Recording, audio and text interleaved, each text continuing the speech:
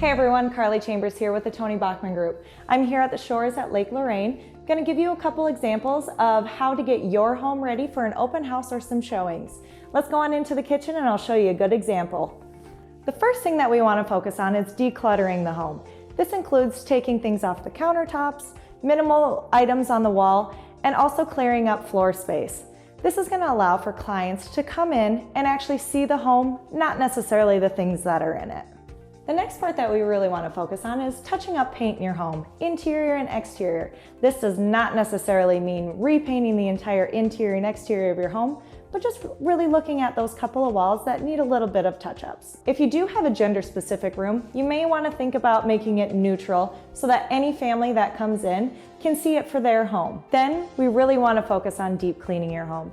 This includes things that are not necessarily your everyday cleaning. Windowsills, vents, and light fixtures are something that you can do. It's really the little things that matter. Next, we're going to really focus on the yard.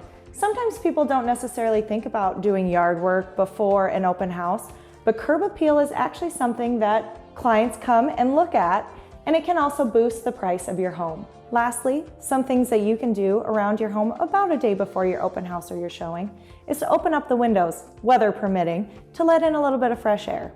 If you do want to light a candle or bring in a new scent to the home, just be sure it's not too overpowering, as some people are sensitive to certain smells and they may think that you're trying to cover something up. And right before you leave the home, do one last swoop through and make sure that there isn't any extra clutter on the countertops or floor, and just pick that stuff up and put it in some closets or in the drawer.